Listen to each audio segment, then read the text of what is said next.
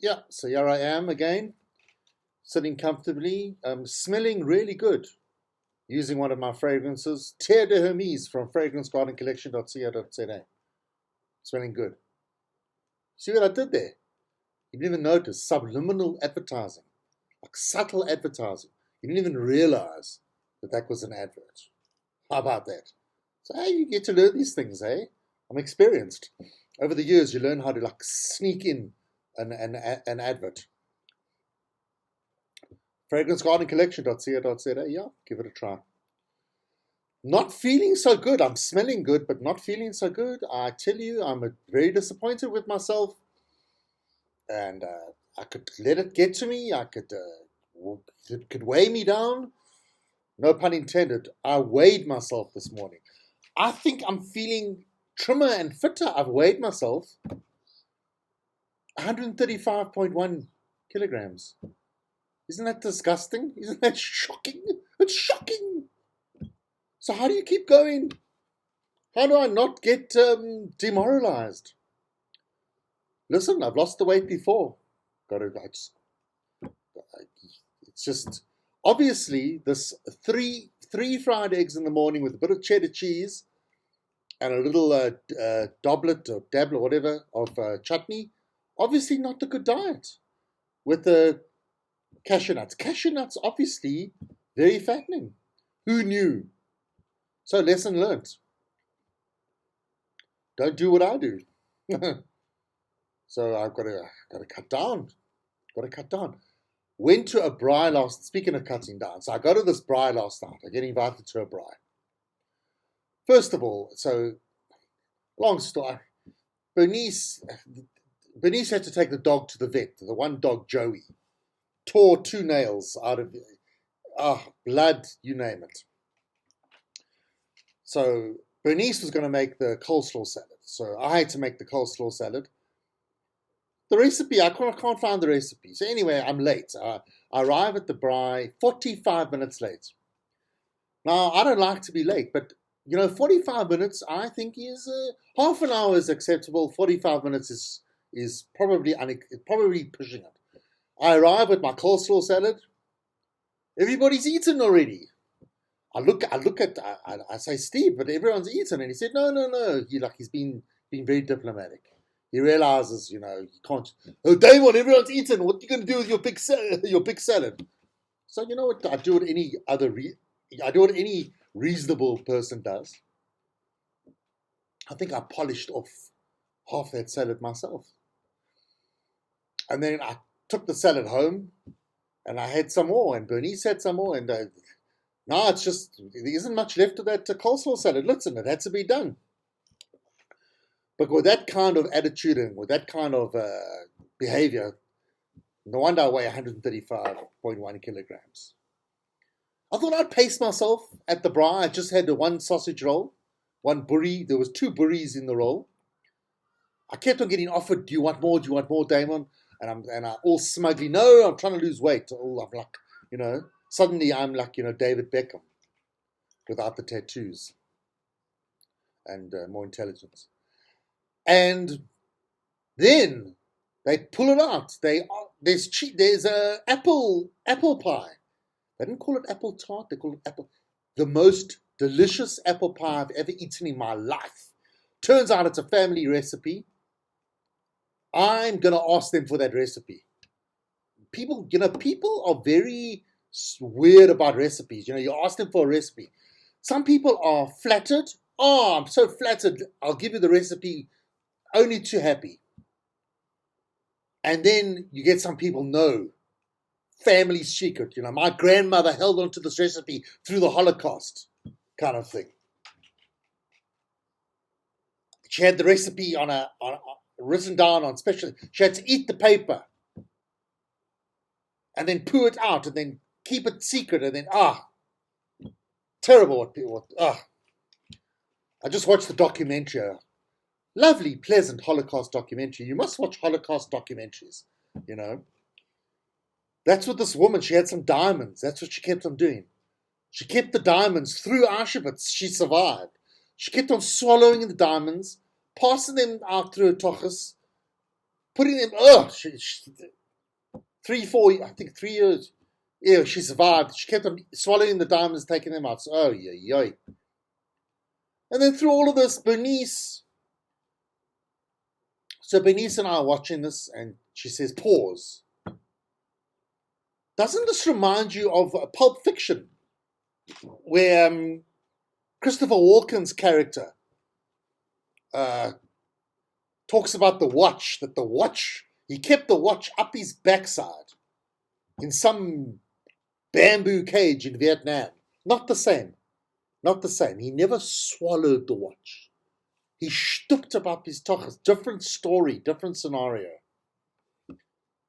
Watch Pulp Fiction. If you haven't watched Pulp Fiction, you should watch it at least once. That's a good movie. No, this woman swallowed the diamonds. Anyway, I digress.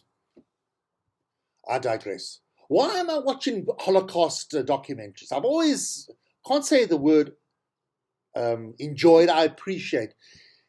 What got me, what sparked this resurgence of interest in Holocaust documentaries?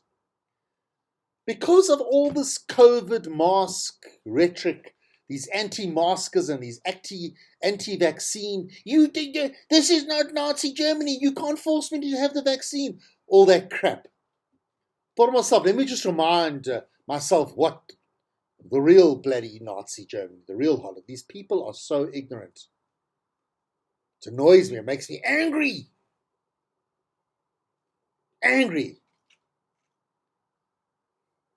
Wearing the Star of David, it's like, it's the same as wearing the Star of David. No, it's not.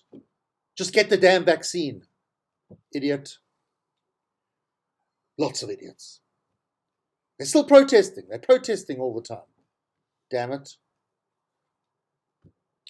So, I weigh 135 kilograms. I'm not going to carry on and on about it, but it got me in the mood this morning. Not so, but it helped me. Let me explain. So this mechanic comes over this morning. What he does is he drives his car, and then he leaves his car at us, and then he takes the car away. But the exchanges that I've had with this man, talking to him on the phone, WhatsApping, very long-winded. I don't want, just talk to me about my car. Keep it simple. No, he gets very personal, and you're not a rabbi, you're a mechanic. You're not a doctor, you're not taking my medical history. Just sort my car out. So, I made the mistake of speaking to him the one time. I thought, okay, this is not a guy you talk to on the phone. You can't get him off the phone. This is the kind of guy you WhatsApp message. You should have seen the WhatsApp he sent me last week. What is he sending? Is he sending a movie script to Steven Spielberg? So he came to fetch the car this morning, and I'm worried. Oh my God, is this man gonna drain me on cop? Is he gonna carry on and on? I mean, what are we gonna duchen together? Is he gonna what is gonna happen? I can't stand on my driveway talking to this guy. This is what I did. I focused. I almost like an hypnosis type technique. I focused on the fact that I just weighed myself 135.1 kilograms. I focused on that bad news, on that horrible situation. And I internalized it, and I put on my unfriendly kind of, almost depressed kind of look. So I didn't smile. So the man arrives. I didn't smile. I was very short with him. I used the short sentence technique. Yes, no, thank you, yes. Boot doesn't open, but almost like I'm doing a Morse code. I'm in like a foxhole or the trenches in World War One. And I haven't got time. I've got bullets flying. I don't have time. I'm on the radio. I don't have time to have a long conversation. Almost the same. Well, not exactly the same. Mind you, it is Johannesburg. With the crime, you never know. So it worked. Lo and behold, my my kind of like cold, distant demeanor. I didn't smile, kept it nice and short. Still stood on my driveway for over 5 minutes. He gave me a form to fill in. I took the VIN number, how many kilometers in the car, the scratches, the. So, it worked. You must try it one day. You don't need to always be this friendly person. There's an expression, talk a hind leg off a donkey. And then the expression I like, drain me in kop. I'm not going to explain. It's self-explanatory. Drain in kop. Spin my head around and around with your carrying on and on. So maybe we'll get, it's just a service. There's an oil leak. Then he says that he knows a guy that can fix up some of the dents. So we'll see. Maybe it's worth it. Yeah. Plumber came yesterday, and look, he's become a friend. We used to cycle together. Yada yada yada. Yes, he's a friend, but Bernice takes it too far. She starts talking to this plumber. I won't mention his name. And within the space of 23 seconds, she's getting very, very, very personal with him. And starts, in the end, I think he was telling her stuff about that he wasn't breastfed. Yes, his mother was a bit distant. Afterwards, after the plumber left, I said, "What happened? I thought you were getting very personal with the plumber. I was worried that he was going to be offended." I left the room. I disappeared. I felt uncomfortable. She was getting very personal with the plumber. No, apparently he sent a message later. "Thank you, Bernice. That was a very interesting conversation." Wow. I was surprised. He sent the invoice this morning. I thought he would maybe either give a discount because Bernice gave him like free therapy, or charge a bit extra because she was carrying on and on. He could have maybe gone to see another client instead of talking to Bernice that whole time. Bernice has this tendency. She's got this. It's like a skill. She gets people to open up. Opening up. Wow. There you have it, eh? There you have it. Maybe, you know what, maybe that's the kind of skill like that. Maybe Judge Raymond Zondo should maybe get. Maybe we should do a workshop with him. Maybe coach him a little bit. Get these people out at the State Capture Commission, to the Commission on State Capture, to maybe open up a bit. Did you see the latest news on the state capture thing? Old Raymond Zondo, he's got another 3 months. An extra 3 months of the Zondo Commission. It's been carrying on a long time. Let's see where it goes. Look, we're not going to rehash that. I just thought I'd slip in a little bit of information. Oh, before I forget, a bit of feedback. Remember Claire? Claire was leaning towards getting a vaccine. She messaged yesterday. Claire got her first vaccine. So that's an update on Claire. She got her vaccine. And I'm hoping Claire is symbolic. Claire is symbolic of everyone who hasn't had a vaccine yet. So if Claire can do it, you can do it. So she obviously had the Pfizer. She had the first vaccine. Nothing about children. She says remember last time she mentioned she's choosing not to have children. We don't know about that. Claire, get back to us on that. Maybe you should have children, or at least just one child. And then Claire reminded me about Gerald. What is the update on Gerald? We don't know. Last time we spoke to Gerald, we ascertained that he's definitely diabetic. He was going to go to his GP, the captain of the medical ship, the GP or general practitioner. So that was 2 weeks ago. I must try and reach out to Gerald and get an update. What the hell's happening, Gerald? Hopefully that gets sorted out. And yes, these are just individuals. These are just people. Are they relevant to you?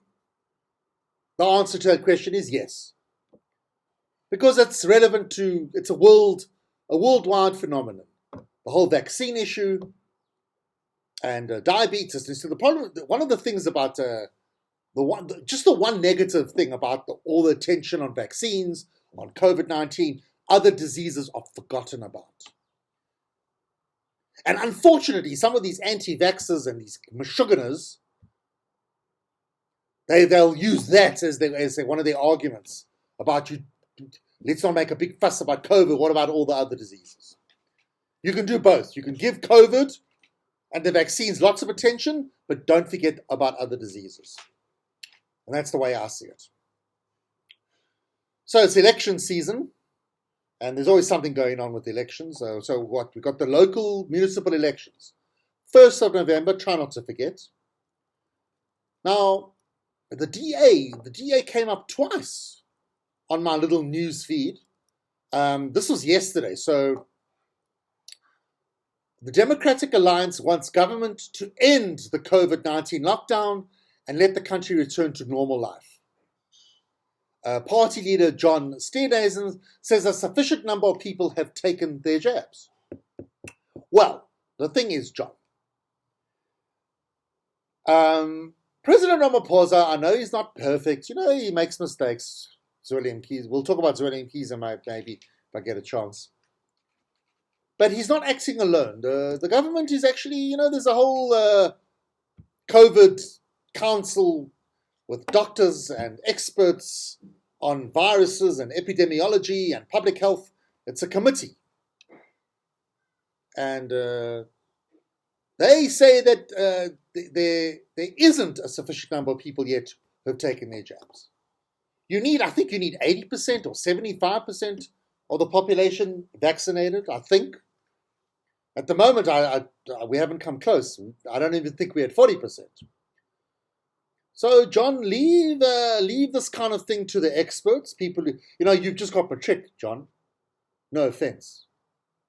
Nothing wrong with just having matric, but then know what you don't know. Like, accept and honor and appreciate what you don't know. You don't know, John. You don't know that a sufficient number of people have had their vaccinations. Leave it to the experts. That's been my mantra for the last 20 months. Leave it to the experts. It's not a lot to ask. Not a lot to ask. And then the DA-led council in Cape Town. Wow, hey, listen to this. The DA-run city of Cape Town passed a bylaw which classes the Athan, A-T-H-A-A-N. So the Athan, what is the Athan, you may ask? Okay, it's a new word to me as well. It's the Muslim call to prayer. So if you live near a mosque or you're near a mosque and there's like, that's the call to prayer. And so the Muslim call to prayer can cause your mosque, if you have a mosque and you do this call to prayer, you could be fined for creating a nuisance, noise pollution. How's that? How's that for alienating the Muslim voter? I mean, how else you want to alienate your Muslim voter? Hey, I mean, what else? What? Hey, close a couple of mosques down. Fine. I mean, really? Interesting. The DA is not looking too clever at the moment. Could they have had the sense to, like, if they were going to do this draconian and just horrible law, maybe do it after the elections? I mean, I don't know how did this happen? I mean, so they sat at a meeting. And maybe the leader of the committee that made this decision, maybe he lives right next to a mosque.